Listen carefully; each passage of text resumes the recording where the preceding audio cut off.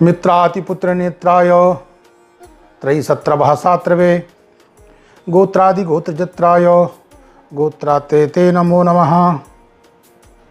सभी धर्मानुरागी सज्जनों को पराम्बा भगवती राजराजेश्वरी का आशीर्वाद।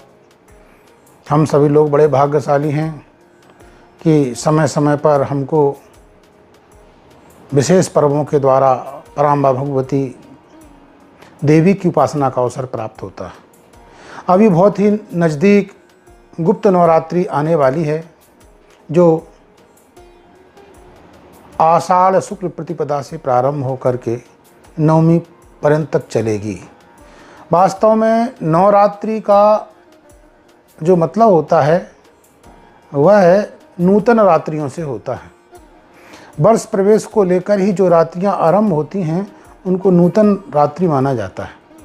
तो और वर्ष भी लगभग ये मान के चलें हम कि 40 नवरात्रियों का समूह माना जाता है। उन 40 नवरात्रियों में से 10 रात्रि में से एक रात्रि निकलती है। इस प्रकार 40 नवरात्रियों से 4 नवरात्रियां निकलती हैं। वही 4 नवरात्रियां प्रमुख मानी जाती हैं।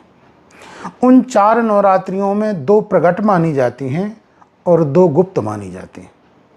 जो प्रकट नवरात्रि मानी जाती हैं वो शारदीय नवरात्रि आश्विन शुक्ल पक्ष में और वासंतीय नवरात्रि चैत्र शुक्ल पक्ष में से प्रारंभ होती है।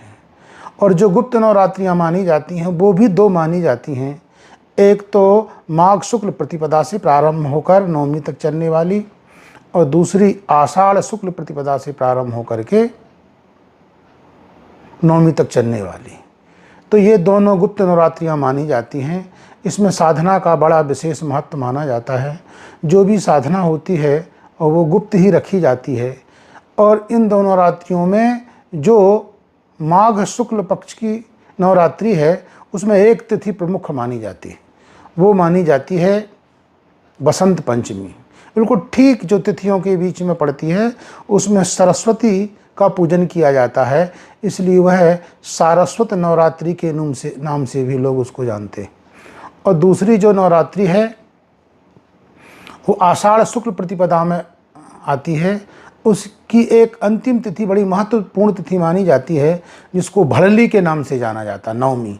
ये नवमी अत्यंत प्रसिद्ध होती है और इसी के कारण इस समझ लीजिए इस नवरात्रि को काली के लिए समर्पित मान लिया जाता है। और जो अभिचार आदि प्रयोग होते हैं, मंत्र तंत्र के जो प्रयोग होते हैं, उनकी निवृत्ति के लिए यह सबसे उत्तम और श्रेष्ठ नवरात्रि मानी जाती है। तो इस वर्ष की नवरात्रि आषाढ़ शुक्ल प्रतिपदा अर्थात शनिवार को दिनांक 6 जुलाई से 15 जुलाई के मध्य तक रहेगी। इसमें विशेष बात यह है कि जो द्वितीय तिथि पड़ रही वो रविवार को पड़ रही है। रवि पुष्य योग का अत्यंत उत्तम संयोग प्राप्त हो रहा है। उस दिन भगवान जगन्नाथ का रथ भी निकलेगा, इसलिए नवरात्रि अत्यंत विशिष्ट मानी जाती है।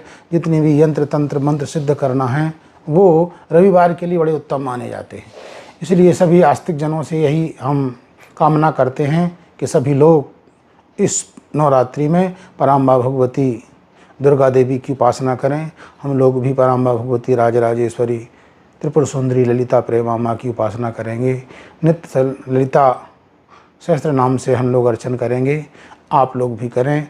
आप लोगों के लिए सदा सर्वदा यह नवरात्रि मंगलप्रद हो, कल्याणप्रद हो, आपकी धर्म में रति बनी रहे, इसी कामना से नवरात्रि के पूर्व हम आपको शुभकामना देते हैं।